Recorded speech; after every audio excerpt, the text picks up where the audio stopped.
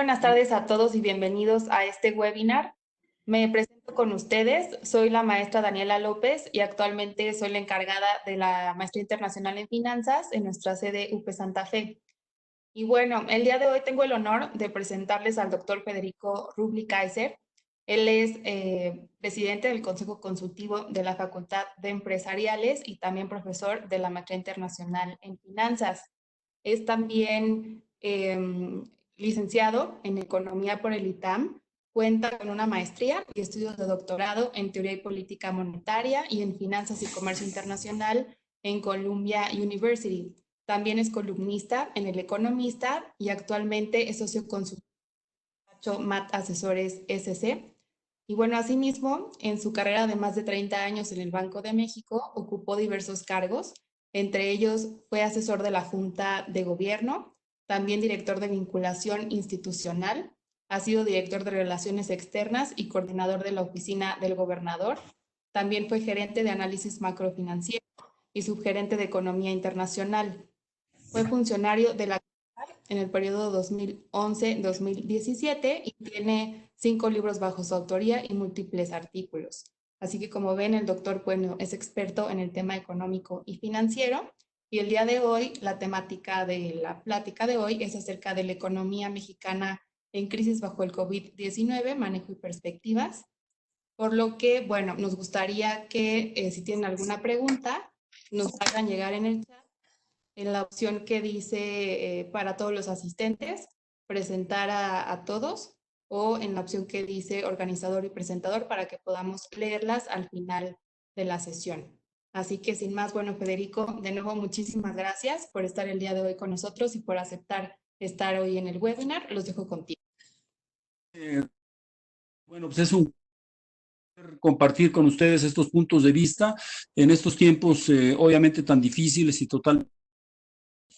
Yo creo que todos hemos transitado por un periodo de pues mucha aprehensión porque es algo totalmente nuevo, ¿no? En lo que hemos tenido que pasar, este confinamiento, cambiar nuestros métodos, en el caso de los estudiantes de estudiar, en el caso de los maestros de dar clases. Y también, bueno, pues hemos estado expuestos totalmente todos los días a un sobre esta pandemia. Yo diría que es una sobreexposición.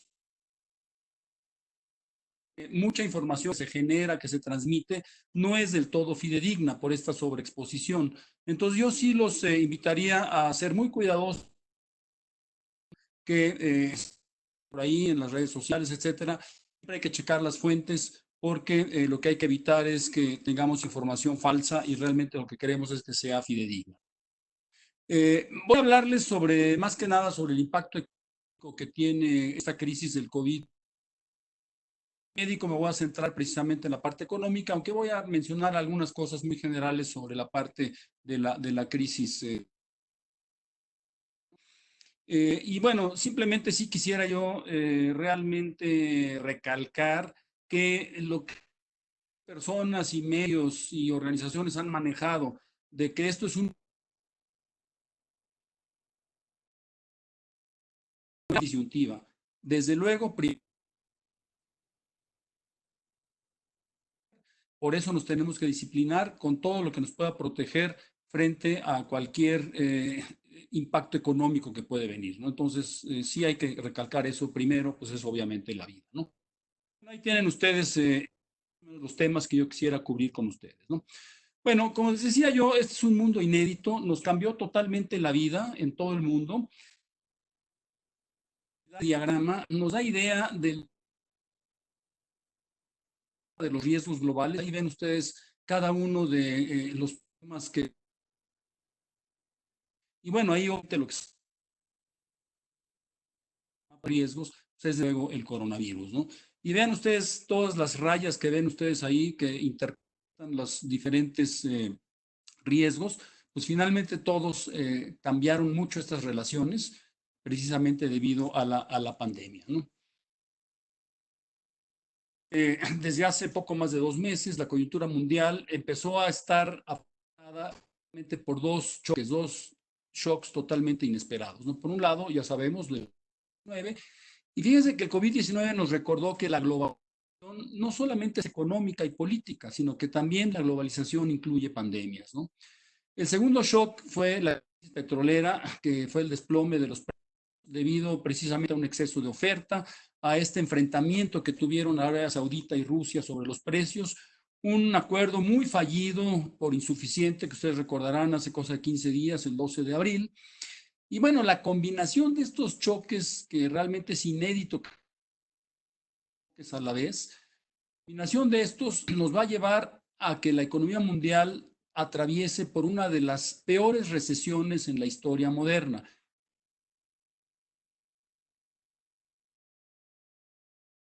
Hay una característica importante, es la primera vez en décadas en que la recesión mundial va a ser alineada. Y bueno, de acuerdo al Fondo Monetario Internacional en su última estimación, ellos están pensando que la recesión del mundo, la recesión global, pudiera ser en este año 2020 del menos 3%. Ahora, a nivel del mundo, realmente los países han adoptado en lo esencial 3 medidas para enfrentar el control de la pandemia, ¿no? Pueda al sistema de salud con mayores y mejores doctores, enfermeras, equipos que parte muy importante deben de incluir número de camas que tengan unidades de terapia intensiva y desde luego respiradores, ¿no? Una segunda, pruebas y más pruebas, porque solamente a través de las pruebas se puede dimensionar el alcance de esta pandemia, ¿no? Y tercero, lo que todos estamos viviendo en nuestras casas y confinamiento en los hogares. Esta, repito, es una medida necesaria, ¿no? Pero desde luego la consecuencia es que ha frenado de una manera a toda la actividad económica y por ende, pues presagio toda esta recesión mundial, ¿no? En México, los datos a nivel nacional, estos son datos al día de ayer, se pueden consultar en esa liga, hay varias, pero esta es la que más me gusta. Al día de ayer había prácticamente 3.200.000 casos en el mundo, con 225.500 muertes, expandido en 210 países, o sea, en todo el mundo, prácticamente todo el mundo, ¿no? La tasa de fatalidad es del 7.1%, en donde esto lo que denota es que pues sí ha ido subiendo esta tasa de fatalidad, ¿no? La tasa de fatalidad simplemente se calcula como el número de fallecidos. Pero por otro lado, lo que es incrementándose a lo largo de las semanas, de recuperados, o sea, de esos 3.200.000, hay casi 1 millón de recuperados.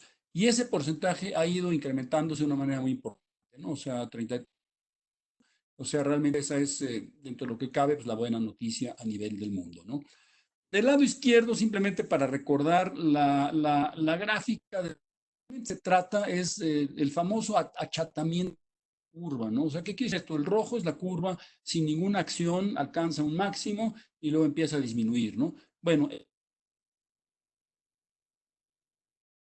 bajarlo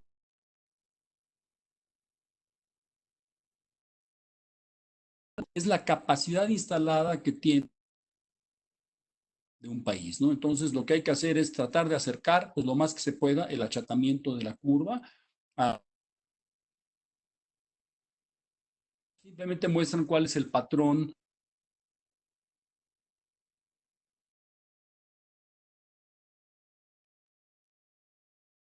como vamos a ver en las siguientes gráficas, este mismo patrón, el mismo patrón se está viendo en México. Obviamente lo que difiere es la velocidad. Está, por ejemplo, el caso de México, es exactamente el mismo patrón, esto es al día de ayer, 17.800 casos, de los cuales 1.732 fallecimientos, y algo que nos debe de preocupar en México, la fatalidad es muy alta, ha ido incrementándose en las últimas semanas, es ya casi un 10%, es realmente demasiado elevada, ¿no? Y aquí les decía yo que vemos la comparación,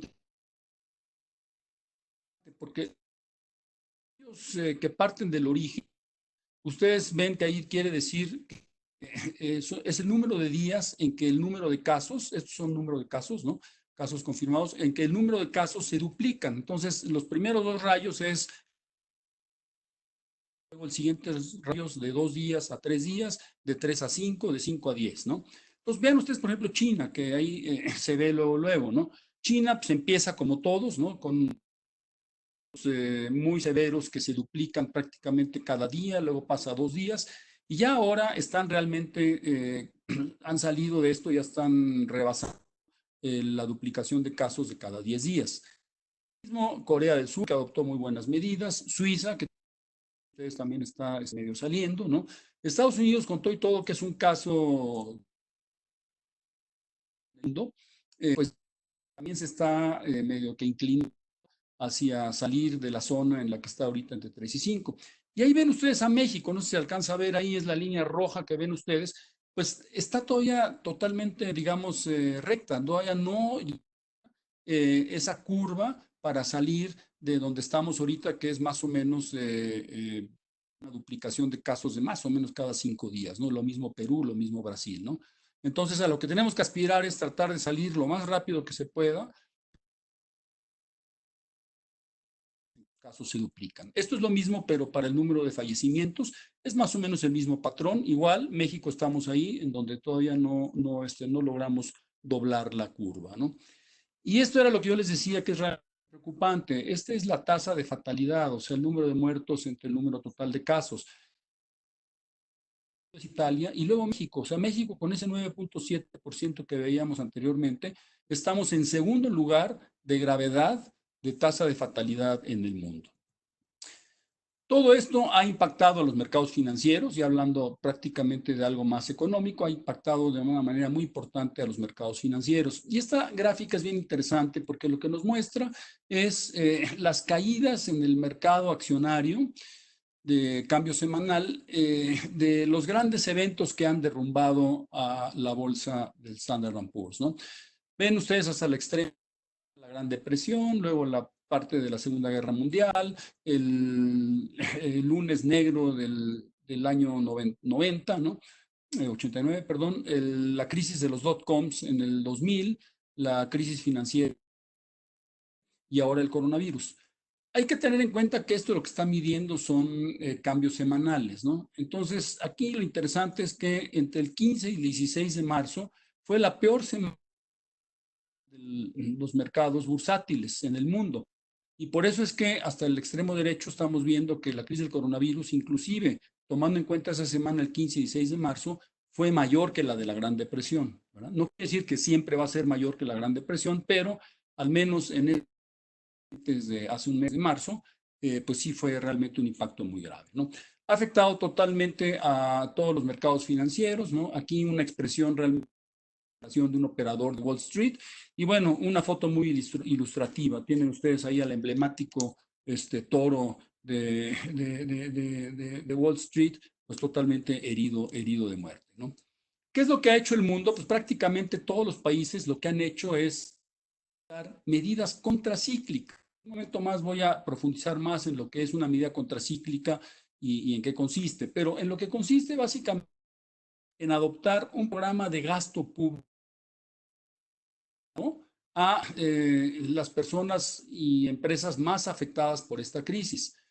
Consiste pues, en dar transferencias directas a las familias y pequeñas empresas, en otorgar alivios y en que los sistemas bancarios centrales pues se encarguen de asegurar la liquidez en el sistema y que haya facilidades que puedan mantener en funcionamiento el sistema de pagos.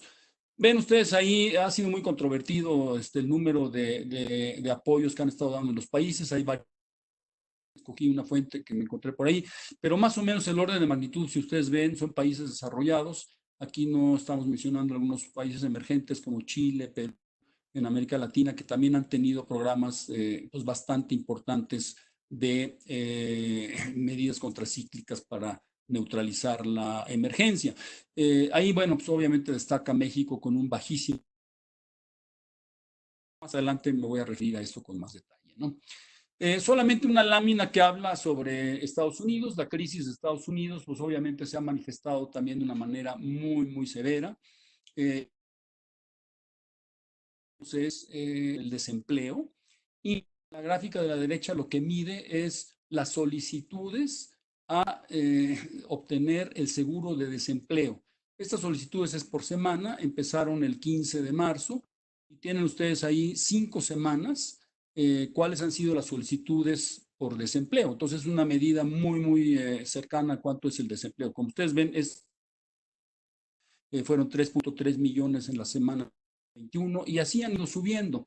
El último dato de la gráfica es del 12 al 18, 4.4 millones adicionales, pero el día de hoy se dio a conocer las 19 al 26 y fueron 3.8 millones de solicitudes.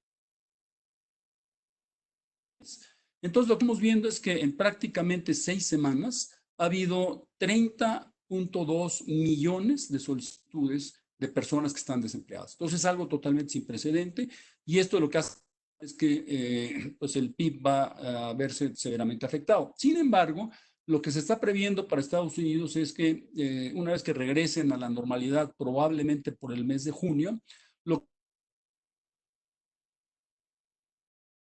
voy el segundo trimestre va a ser el más grave, va a ser el más afectado. ¿Por qué? Porque ahí estamos considerando y midiendo la ausencia que hay con el mes de abril y del mes de mayo, quizás algo también de junio. Entonces, la caída en el segundo trimestre va a ser tremenda y lo vemos ahí en las dos láminas de abajo, son dos estimaciones que hace JP Morgan por un lado y otro banco por el otro.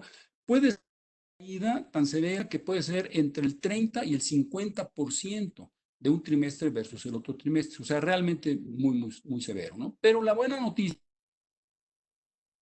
es que se espera que para el tercero venga una recuperación y entonces logre compensar parcialmente las caídas del primero y del segundo trimestre, con lo que tendríamos una caída para todo el año del 3.5 y 4.5 del.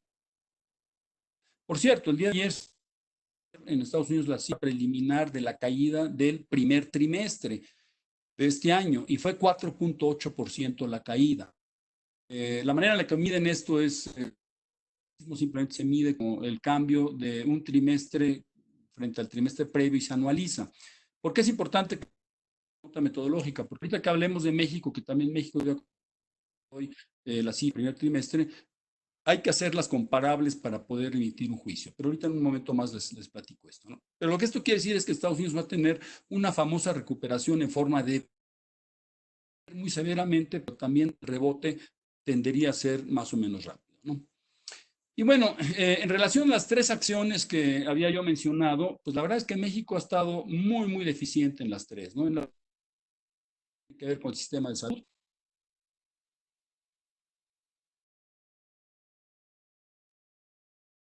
viendo,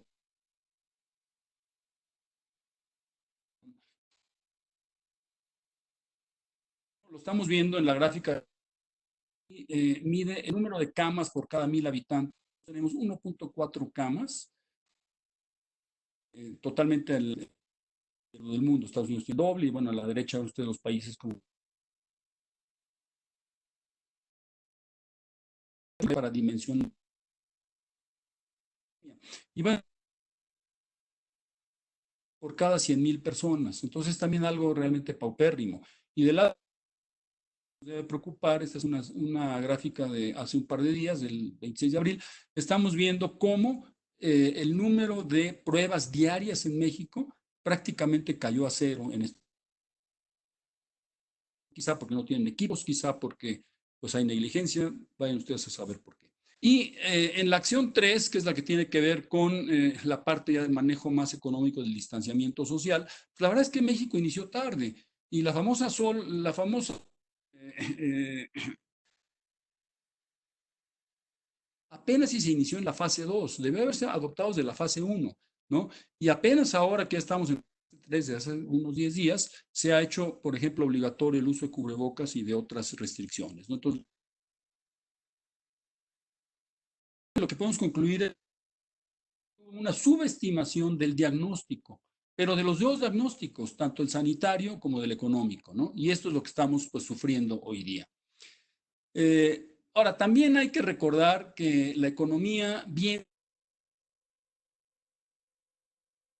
tuvimos un PIB negativo de ya lleva 15.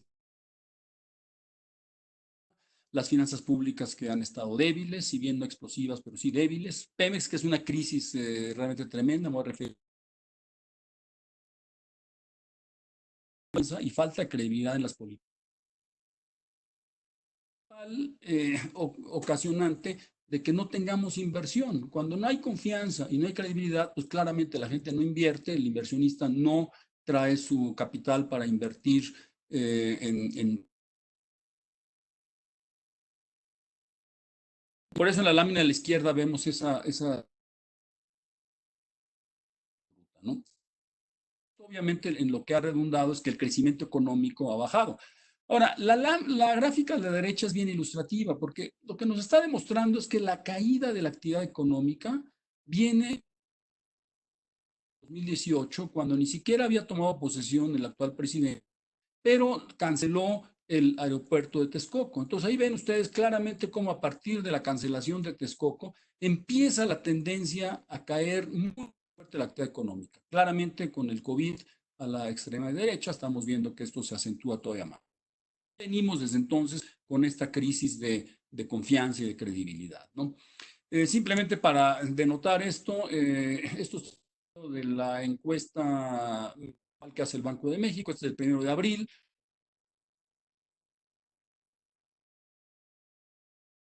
Era un buen momento para hacer inversiones. Decía que era un mal momento. Ahora en abril, decía que era un mal momento. Y bueno, un buen momento, por ciento, ¿no? Entonces es realmente pues muy latente la falta de confianza para las inversiones, ¿no? Y otra manifestación de esta falta de confianza, en concreto, las tenencias de bonos soberanos, los bonos M que se conocen, y los CETES, y con ustedes una tendencia decreciente en... Y bueno, mientras que la recesión avanza, pues obviamente el desempleo crece. Y un dato que se dio a conocer hace unas cuantas semanas que fue realmente muy preocupante, se dijo que del 13 de marzo, cuando inició el distanciamiento social, al día 6 de abril, se perdieron casi 350,000 empleos formales. Es algo sin precedente, o sea, es mucho más de lo que se generó el año. Y bueno, ya ni hablar de otros años. Esto indica, al menos en el mes de marzo, por ejemplo, que todavía ni siquiera es lo más fuerte, empleos, ¿no?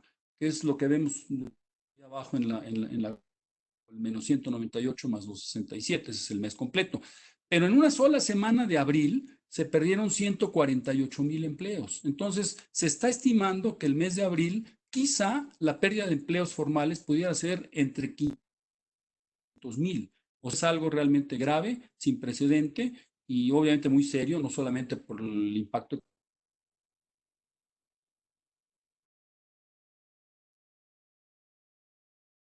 Realmente México no tiene un plan integral para enfrentar estas crisis, ¿no? Pero es un plan integral que debe de vincular las dos partes, un plan coherente y un plan económico. Hasta ahora también hay que tener mucho cuidado con esto. El shock ha sido a la economía real, o sea, ha sido un shock de oferta y de demanda. Lo que hay que hacer es evitar que esto se convierta en una crisis financiera como de las que hemos visto ya en el pasado. ¿Cómo surgen estas crisis en el pasado? Pues con la cartera vencida, ¿no? O sea, la gente no puede hacer frente a sus obligaciones crediticias y entonces empiezan a caer en cartera vencida, los bancos empiezan a... Y entonces, bueno, empezamos con esos problemas de una crisis financiera que la verdad es que desafortunadamente en México ya hemos visto de manera muy frecuente, ¿no? Y bueno, la banca está muy consciente de ello, por eso es que han empezado a dar y flexibilidad para reestructurar créditos, adeudos y sobre todo para mantener abiertas las líneas de liquidez, ¿no? Ahora hay que tener también en cuenta que esta crisis económica es muy diferente a la que hemos tenido. Por eso estamos pisando un terreno inédito.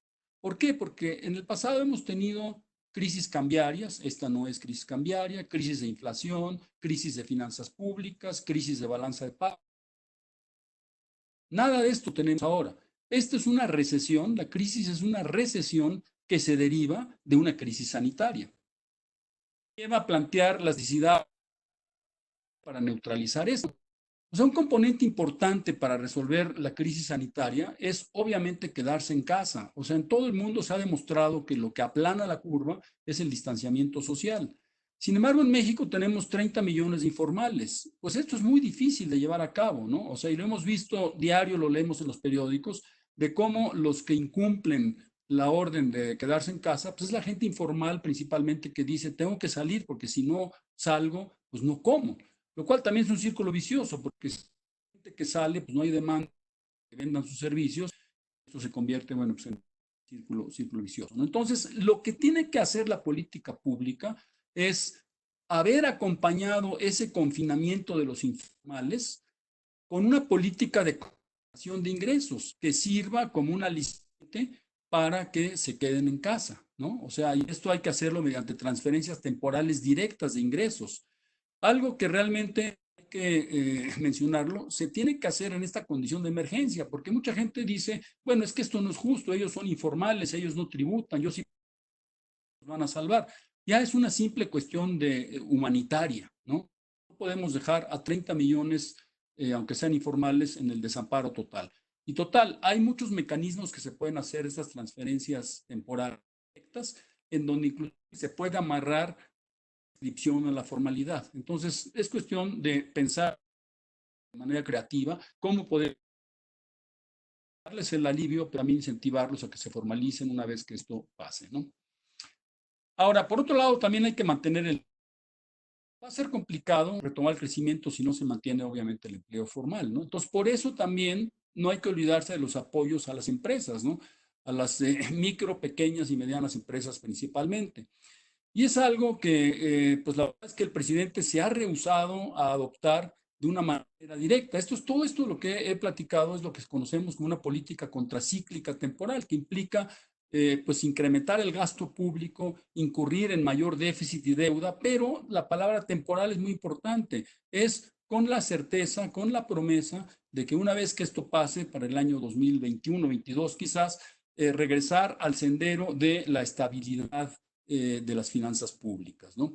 Pero pues el presidente, como ustedes saben, ha mantenido este prurito de la austeridad, algo que realmente es único en el mundo, porque ningún país bajo estas condiciones de perturbaciones tan serias pregonado por una austeridad en el gasto público, ¿no? Ahora, a mí me gustan mucho las caricaturas, hay varias caricaturas a lo largo de la presentación, porque creo que dicen mucho, y esta es bien ilustrativa, ¿no? Porque pues habla de cómo el presidente se está cerrando a querer ver el problema, ¿no? O sea, él ve hacia adelante, hacia sus 30 millones de seguidores que le aplauden todo lo que él haga, son los que él tiene ahí enfrente, pero no quiere ver lo que tiene abajo de él, que le va a explotar a él, obviamente al país, pero le va a explotar a él, ¿no? Obviamente las dos crisis, la económica y la sanitaria, pues las tiene ahí prendidas, pero pues no quiere darse cuenta, no quiere voltear a asomarse ahí abajo y a tratar de tomar pues medidas realmente coherentes, ¿no? Por eso es que hablo yo de la ausencia. Ahora, había cierta expectativa que el 1 de abril pudiera haber un esbozo de plan. ¿Por qué? Porque por ley, el 1 de abril, la Secretaría de Hacienda tiene que mandar al Congreso lo que se llama los precriterios de política económica. ¿Y por qué había cierta esperanza? Porque en ese documento de precriterios lo que tiene que hacer Hacienda es revisar el marco económico y presupuestal del año corriente, o sea, del año 2020, y bueno, dar algunos esbozos del 21. Pero lo que la gente quería ver era si para el año 2020, con todos los cambios que ha habido, se iba a plantear un plan. Y bueno, parcialmente el documento de precriterios para el 2021 traía esto. Ahí están los números, no los voy a mencionar porque aquí están más o menos resumidos, ¿no? O sea, ¿qué eran los cambios que proponía el documento de precriterios para el año 2020? Bueno, un PIB que lo tenía antes en un crecimiento de 2%, pues ahora ya aceptaban un punto medio de una contracción de menos 1,9%, un precio promedio del petróleo que caía de 49 a 24 dólares por barril, un déficit público que inevitablemente estaba con políticas contracíclicas que estaban planteando de 2,6 a 4,4, lo mismo el balance primario en un deterioro de 1,1% del PIB. Todo esto es reflejo de políticas anticíclicas de gasto, un aumento en la deuda pública de 45 a 52. ¿Cuál fue la reacción del presidente? Fue una reacción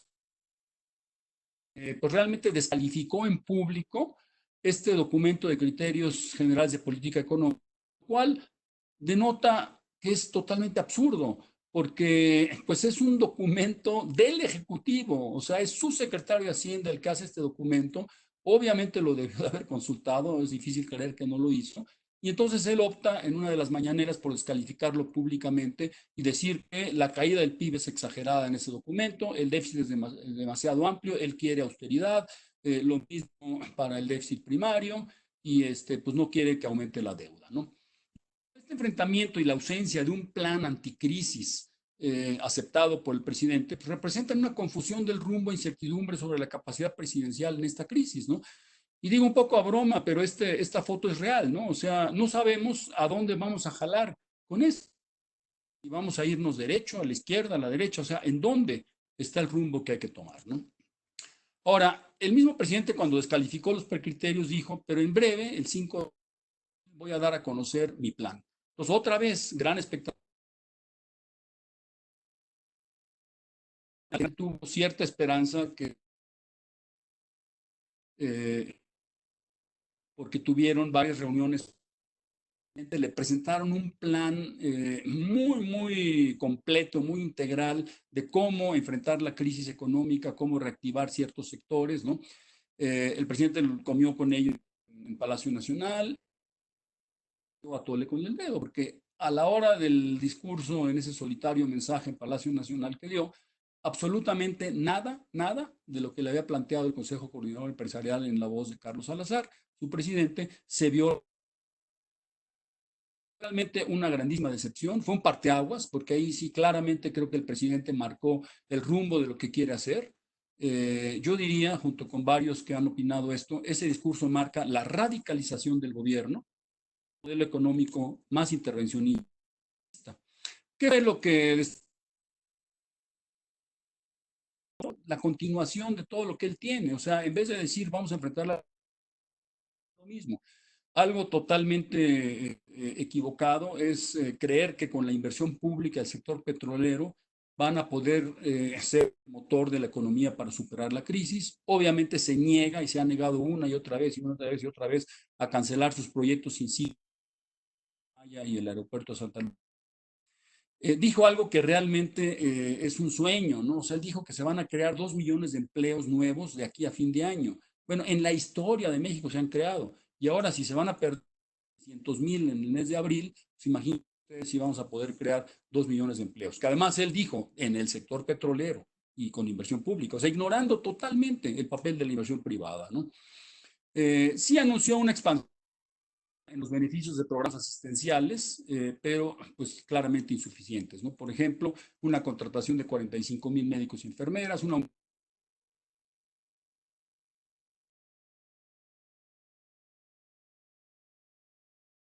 crisis, o sea, eso no es necesario en una crisis económica, en fin.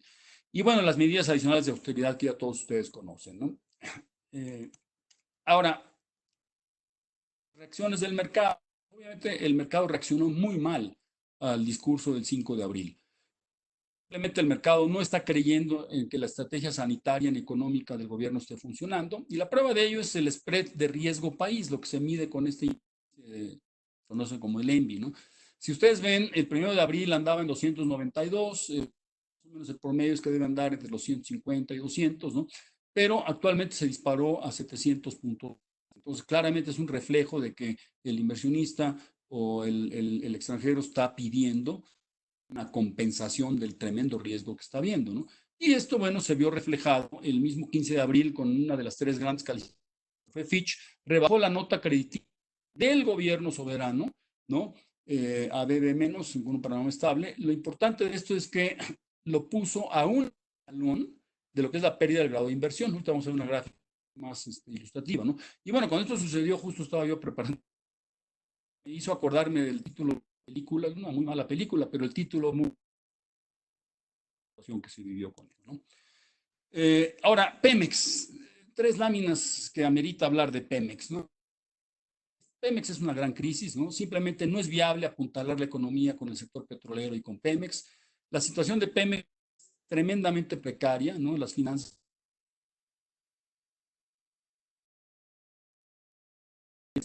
se agravan con la actual crisis del precio del crudo, ¿no? Y bueno, lo que pasa es que con los precios actuales muchos pozos pues, no son rentables y no se puede aumentar la producción. Errores garrafales de la petrolera, cancelar las rondas petroleras que ya estaban más o menos encarriladas desde el sexenio para asociaciones de inversión con el sector privado. Y bueno, este empeño en la refinación, ¿no? O sea, Dos Bocas no es viable, pero pues ese proyecto. Entonces, las tres calificadoras han continuado degradando la deuda. La gráfica de abajo es muy lectiva porque ahí vemos, junto con la deuda soberana, cómo las tres calificadoras han ido bajando, ¿no? Pemex, Fitch, bueno, ya está en la zona de pérdida de grado de inversión. La línea punteada es la que me muestra el umbral. Por debajo ya es pérdida de grado de inversión, o sea, el otro ya está en la zona de inversión. El soberano, como dijimos en la lámina pasada, está a un escaloncito para caer por parte de Fitch. En Standard Poor's, bueno, todavía las dos están todavía a 2 escalones para caer a la zona. Y bueno, sí bajó también en el mes de abril a la zona de pérdida de grado de inversión. Para perder el grado de inversión, las tres calificadoras tienen que en la zona. Entonces, ya están dos para Pemex de tres, entonces ya no nos falta una más, ¿no? Y bueno, con esta mentalidad que viene ahí en el cuadro, no pude resistir realmente la preocupación y parte de lo ridículo de este spot de radio que seguro han oído ustedes por ahí, ¿no? Por el rescate de la soberanía.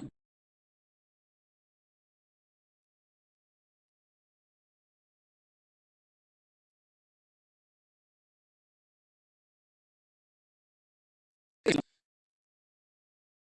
simplemente vean ustedes en la gráfica de la izquierda cómo se dispara, ¿no? O sea, 150 a fines de abril es un nivel pues totalmente impensable de riesgo, que lo que hace inevitable es que siga cayendo la calificación crediticia. Entonces yo creo que pronto Standard Poor's la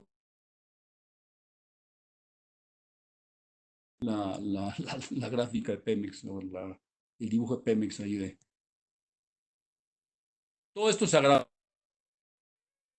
El shock del petróleo hace un par de semanas. Y bueno, esa inexplicable actitud, yo diría hasta antieconómica que tuvo México en la persona de su secretaria de Energía, Rocío Nale, ¿no? En donde México fue el único país que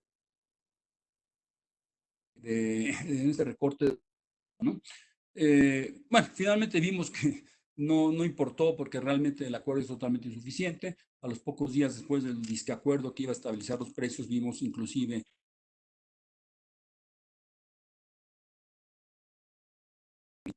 Bien, pues para ya acercarme al final, déjenme plantearles tres escenarios para el año que yo creo que es difícil hacer pronósticos bajo estas condiciones tan cambiantes. Prácticamente como decimos, un pronóstico hoy, un yogurt, ¿no? Tiene fecha de caducidad, a lo mejor una semana, porque a la semana las planteo tres escenarios, ¿no?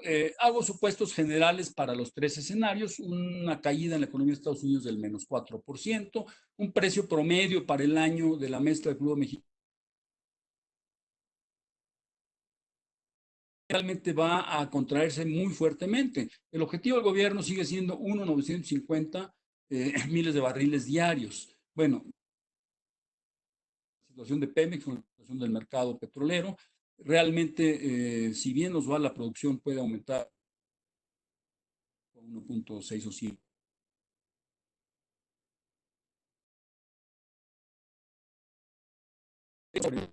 Etcétera, yo diría que se puede levantar gradualmente, pero vamos a decir a partir del 15. El escenario es el que yo llamo el status quo. ¿Por qué status quo? Porque se 5 de abril, ¿no? O sea, no hay cambios, es el modelo estatista con inversión pública, es el motor, siguen los tres proyectos de infraestructura, no hay apoyos importantes a las MIPIMES, ha habido algo en estos días, pero realmente es insuficiente, son esfuerzos aislados por parte, no es un plan integral. Y bueno, esto de tratar de mantener la austeridad fiscal, que al final del día no va a ser posible, o sea, tarde o temprano van a tener que ceder al endeudamiento, ¿no?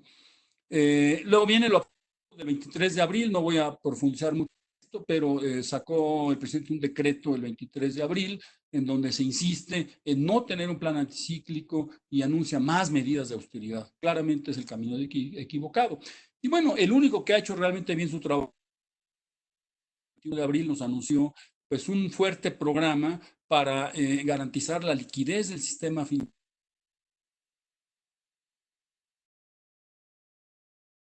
Tenga suficientes recursos para canalizar a pymes. Es un programa muy importante porque todo es un tamaño de 3.3% del PIB. Entonces, realmente un programa muy importante. Ahora, este es el status quo, o sea, seguir como estamos. ¿Cuáles serían las consecuencias? Bueno, una inevitable pérdida. Presiones inflacionarias moderadas, pero del 4.5% anual, un inevitable aumento del déficit fiscal y de la deuda, un sector petrolero y Pemex en crisis, un tipo de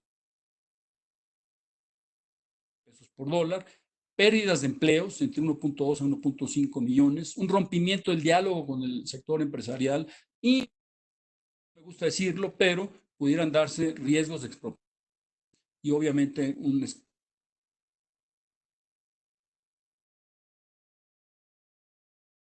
la recesión del PIB para este año 2020 pudiera ser en una caída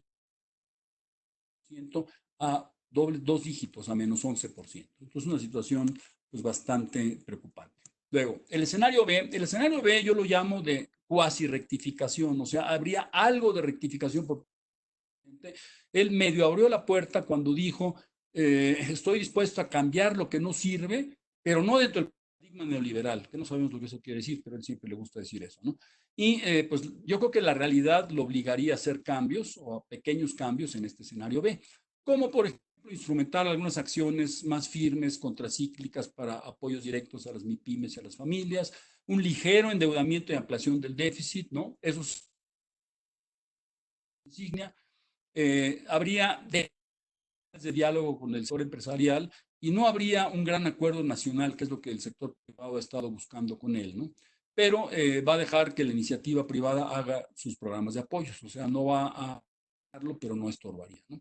¿Qué consecuencias tendríamos? De todos modos, el sector petrolero sufriría una pérdida del grado de inversión, presiones inflacionarias serían más, el cambio se moderaría a 23 a 25 pesos por dólar, entre 800 mil millones. Bajo esos escenarios, el escenario B, una recesión de menos 6 a menos 8.5%, ¿no?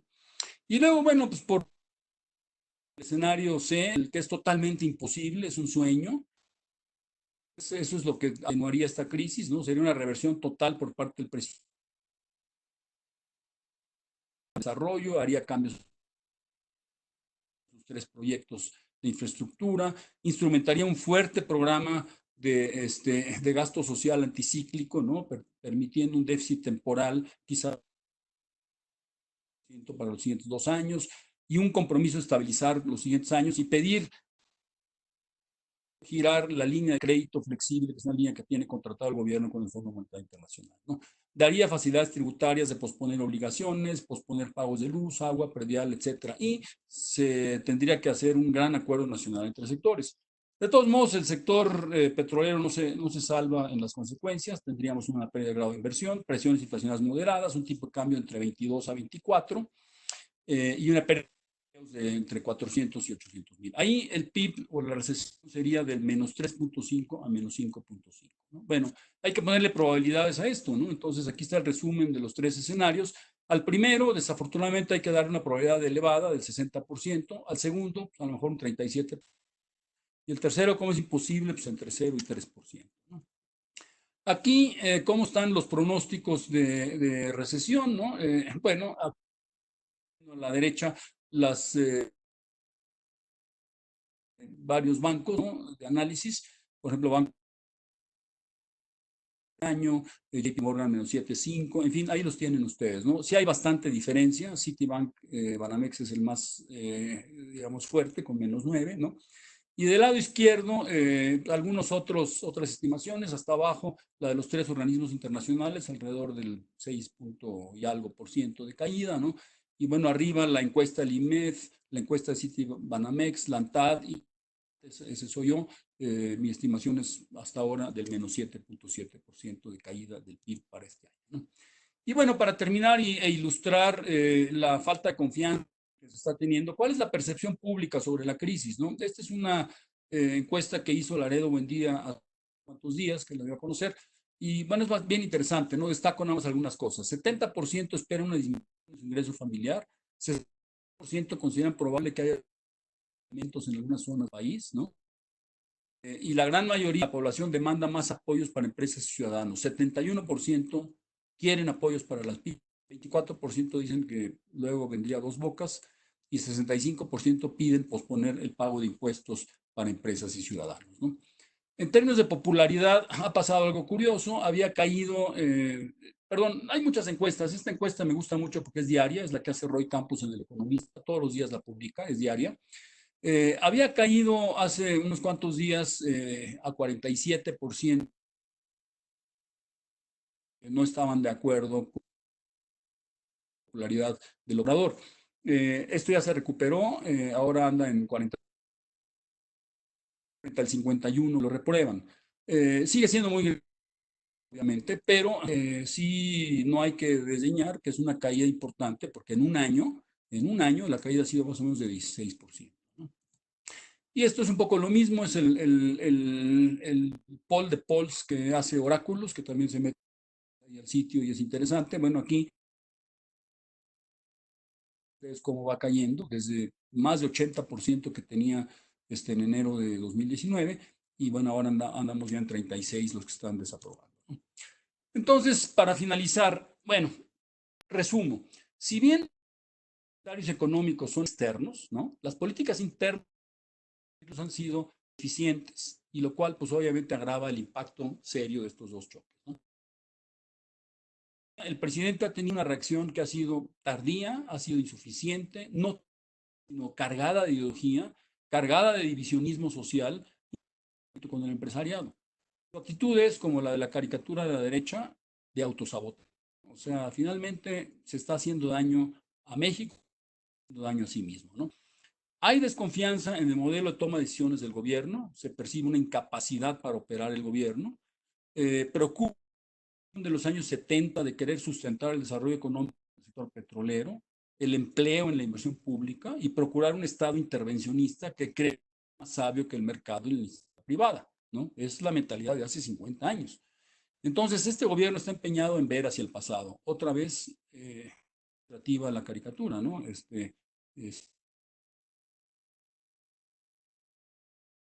y bueno, la verdad es que también preocupa eventual crisis de gobernabilidad. No soy, pero ya hay algún, pues puede haber algunos síntomas de falta de gobernabilidad. Por ejemplo, esto de que los gobernadores de oposición de los estados están tratando de oponerse al pacto fiscal, puede ser algo que puede ser severo para afectar la realidad del país, ¿no?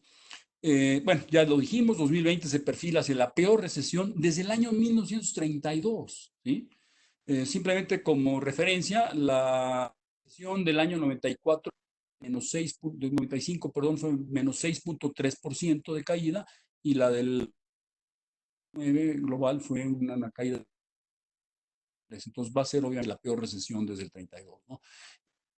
Un drama social de familias que van en pobreza, eso va a ser muy lamentable, ¿no? Y a esto, bueno, se van a sumar obviamente los tristes fallecimientos por la pandemia, ¿no?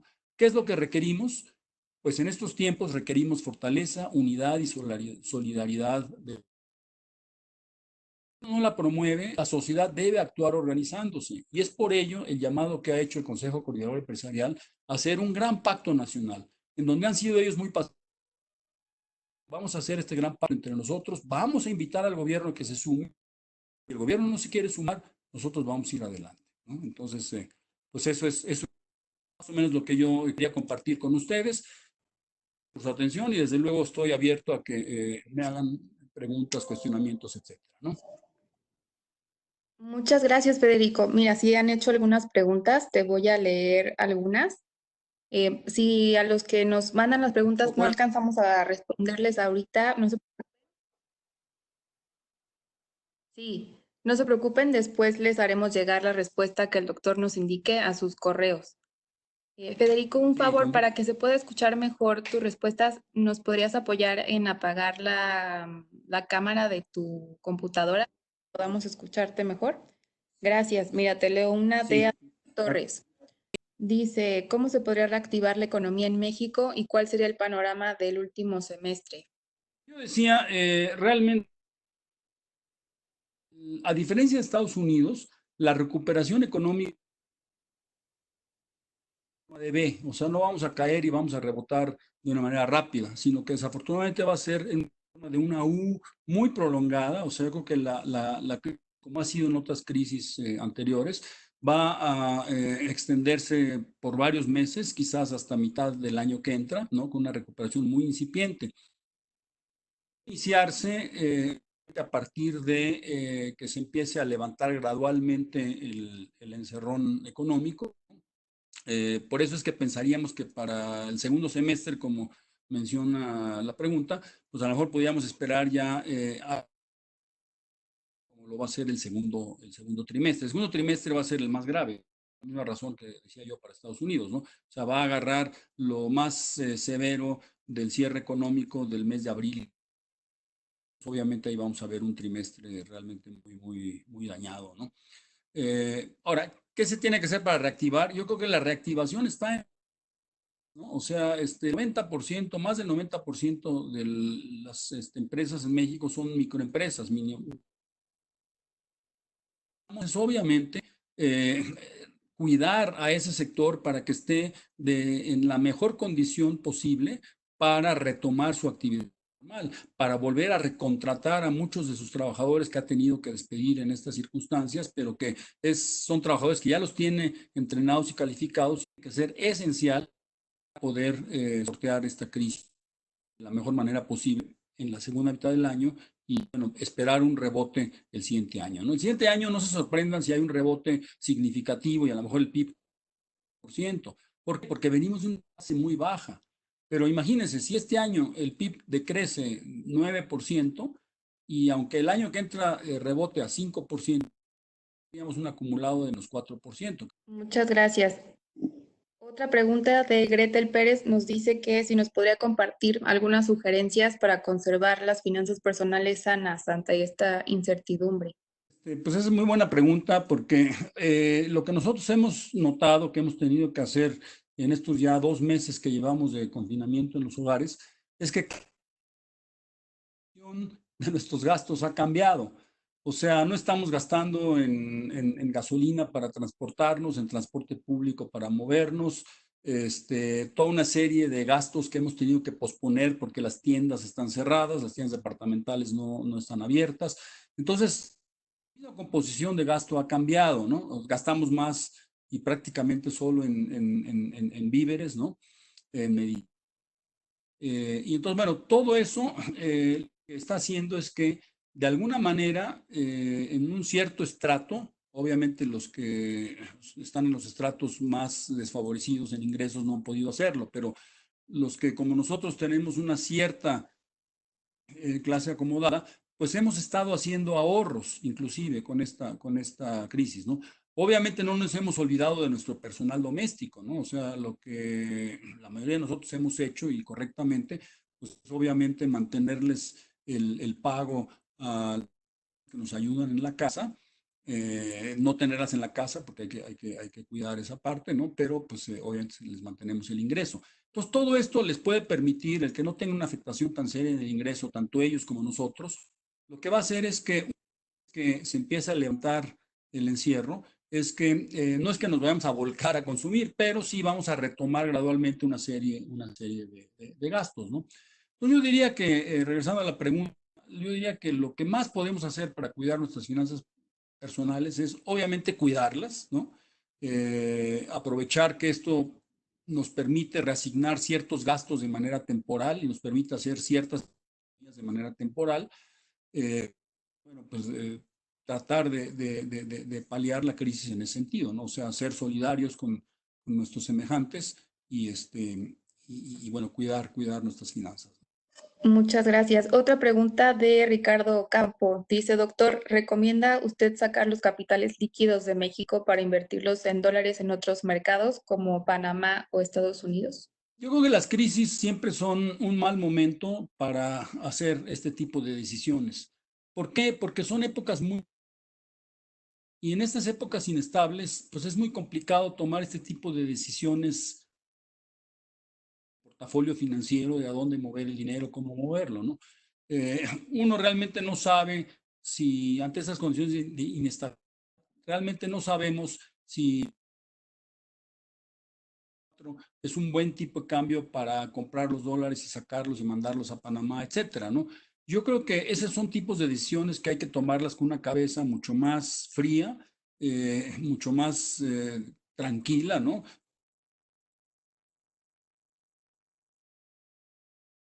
Condiciones, parecería ser que es una decisión desesperada.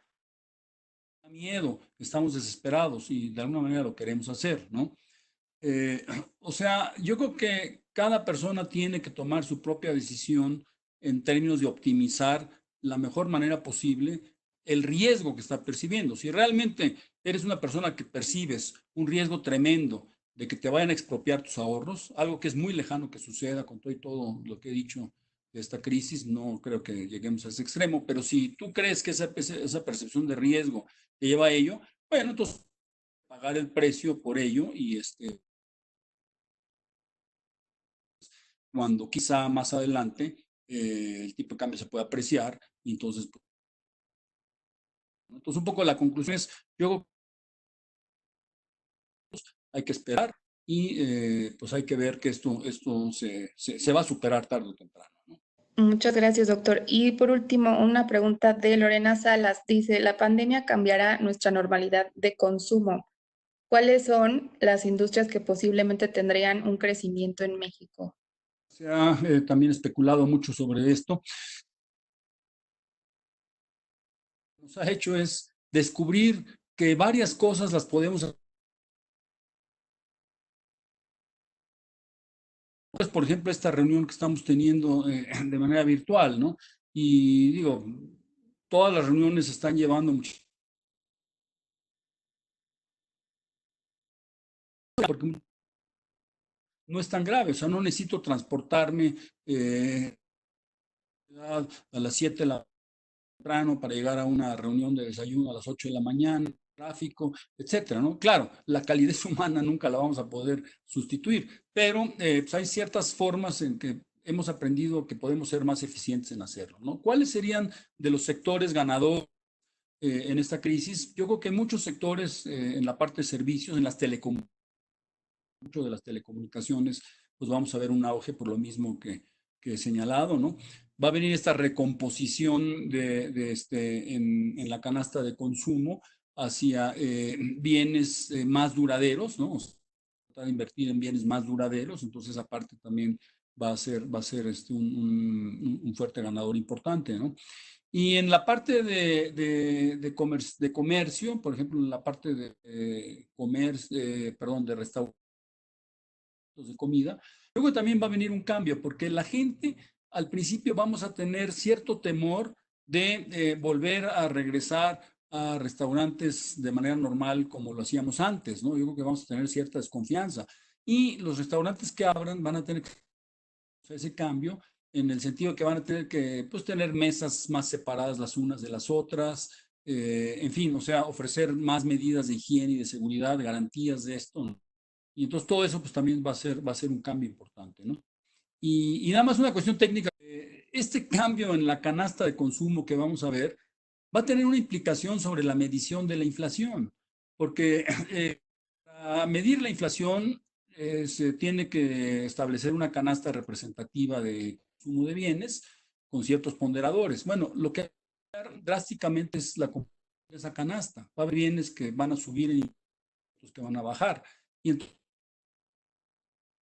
el índice de precios va a ser. Entonces ahí viene también un para el INEGI, que es el que mide la inflación, eh, la nueva canasta de consumo con sus nuevos ponderadores para poder tener una medición, pues ahora sí que fidedigna de las presiones inflacionarias, ¿no? Perfecto, doctor. Pues muchísimas gracias. Llegaron bastantes preguntas, por lo que si me permite después mandárselas por correo para poderles contestar a cada uno de los que nos compartieron interesantes preguntas. Y bueno, decirle a todos que muchísimas gracias por estar el día de hoy también con nosotros. Los estaremos invitando también a los siguientes eventos que tendremos de webinars por esta plataforma. Y bueno, en nombre de Posgrados Empresariales y en particular de la Maestría Internacional en Finanzas, les agradecemos mucho estar el día de hoy con nosotros. Igual a ti, Federico. Muchas gracias por tu plática muy interesante. No, muchísimas gracias.